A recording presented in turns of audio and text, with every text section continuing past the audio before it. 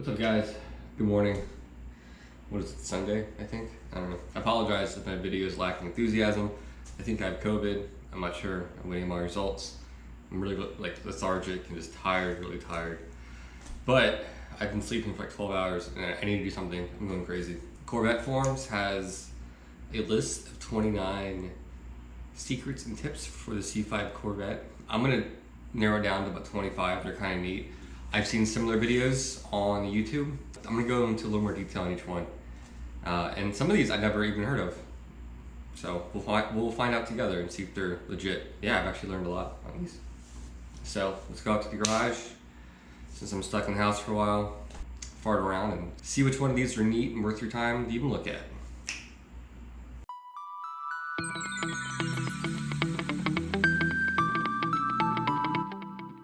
All right, like I said, only some of these I knew about, so let's get into it. Number one, the little light right here, this thing actually stays on if you weren't aware.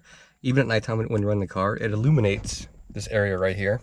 And it has a very unique shade to it. It's like orange, teal, and yellow. It looks really neat, but the ambient color it creates is really nice. I'm gonna turn this light off so you can see it. But I got some other lighting in here. But yeah, it's kind of the cool effect it makes at night.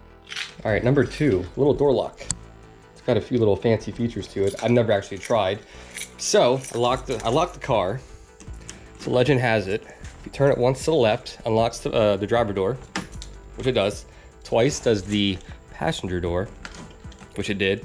And a third time it should open up the trunk. And it does. That's pretty cool.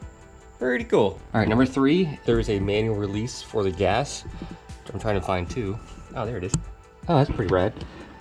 So cool. Yeah, if your little actuator for your gas cap ever breaks, it's good to know. Your little fuel release is right there. You just pull that little guy and your little gas cap will open up. All right, number four, and this is actually something I learned in my C6. It's this little ambient air temperature sensor, and this measures the air temperature inside the cabin. If you take this off, it looks like a little, how would you call it? Almost like a MAF sensor. And it's just constantly measuring your ambient air temperature. Nothing too exciting. That's where it's at. And fun fact, it's actually where I mounted my external microphone for my new head unit. That works great right there, right behind here. And wrap it around, up in there, behind the head unit. Pretty good little spot for it. All right, number five, and sure enough, you can find all of your option codes inside your glove box. Hope that focuses for you guys. But yeah, they're all right there. Easy enough. Pretty cool. All right, number six, easy enough. You can find all of your tire loading information, your tire sizes, speed rating, and your recommended PSI, all right here on the driver's side door. Pretty cool. All right, number seven, I don't know if you can see it right there, but there's a little light sensor right there, and that's your ambient light sensor for inside the cabin, and that'll, if you will, throttle the amount of light you're going to receive in your cluster at night. And I do see it, and you will see it fluctuate from time to time. So yeah, that's all that little guy does, just a little ambient light sensor, nothing too crazy. Number eight, that's your little UV sensor that tells your air conditioning system how much to use to counteract the amount of sun on the windshield and compensate for compensation, if you will. Nothing too exciting, but there it is. Number nine, we can't look at it, but it's the front frame rebar, they call it. If you were to take this car apart, it has the exact same build sheet as the one in the glove box, just that one's much easier to get to. And it's up kind of behind the radiator inside the frame itself. So there you go. Number 10, if you leave either of your blinkers on for more than 1 minute, it will start to bong very loud, obnoxiously, to remind you that, hey, idiot, your blinker's still on. And GM's pretty good about that. They have a few cars in this time frame, and even newer. I think even my C7 had that feature as well.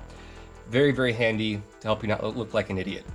Number 11, you can simply reset the oil life by pumping the gas pedal 3 times while the car is off, and that'll reset your oil life. Number 12, if you simply hold this down, your reset button, in any of the odometer settings, while your car is traveling for that trip, it'll tell you the exact amount of miles you've traveled since the engine was last turned on. Pretty neat. Number 13, your active handling. In cars 2000 and newer, you can do this on the fly. 97 through 98, you must be stopped, but you hold this button down for 5 seconds, and in your cluster, it will let you know that you are in competitive driving mode. All right, number 14 is simply that you can ratchet the seatbelt for a tighter fit. Most cars have this in the modern era. You simply pull it so it can't come in further. You'll hear a click and latch, and it's got you in good. Yeah, it's good for autocrossing or just farting around. All right, number 15. If you simply pull fuse number 2 in your fuse box, the DLRs will not illuminate. But I actually like DLRs. Kind of reminds me of the Batmobile. I know it's kind of weird, but it does. But yeah, remove fuse number 2 and your DLRs will be out. Number 16, this one's kind of good to know. Not only does your mirror go this way, in case, you know, it gets hit by something, they also go forward. That's pretty neat. I just learned that today.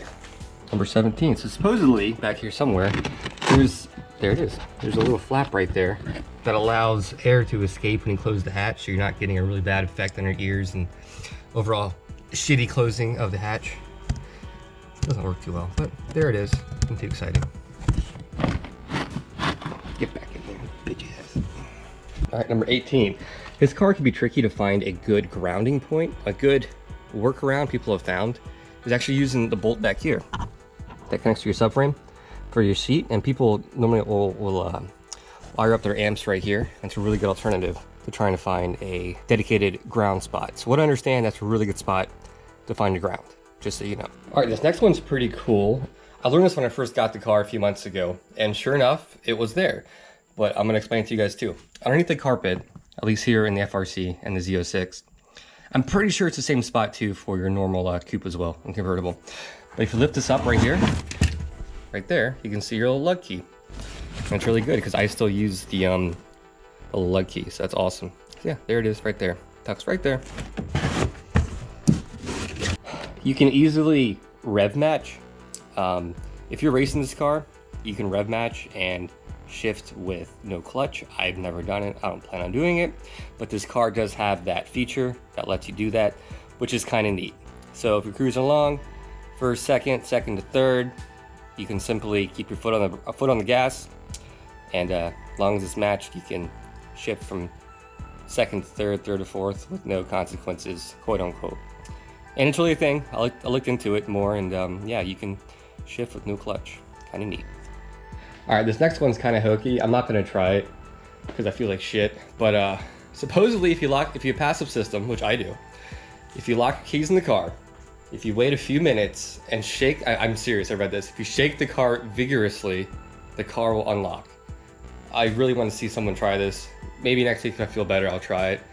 That's kind of weird. I don't know. It's the only one on here I haven't tested. And I'm not sure if that's true or not. But who knows? Maybe it's true. I don't know. So supposedly, if you turn your lights on and then go back to the parking position, yep, sure enough, your lights will stay up so you can do maintenance, but the lights themselves go out. So that's good to know. Another cool thing about the HUD, when you're approaching red line, it has a little light up there that no matter what mode you're in, it'll tell you need to shift. And the C6 and C7 all have them as well. The C7 is the most refined, looks cool. Or the 5 and 6 have it as well. It's a pretty neat little feature. All right, this next one I really like. Simply, you can change your HUD's information by holding down the page button for about 2.5 seconds. I don't know if you can see that. Right there, the top one, hold it down, and it'll change what you see in your HUD. And I like it just like that, just to show my speedometer. To me, it's the cleanest, easiest to read, and good for cruising.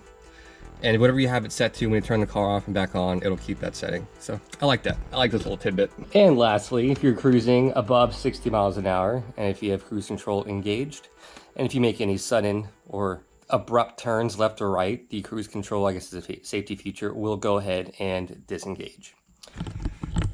So guys, hope you guys appreciated this 25 list of weird tips and cool tricks about the C5. I'm gonna go edit this, I feel like shit. And hopefully you guys enjoy this. I'll see you guys next time. Later.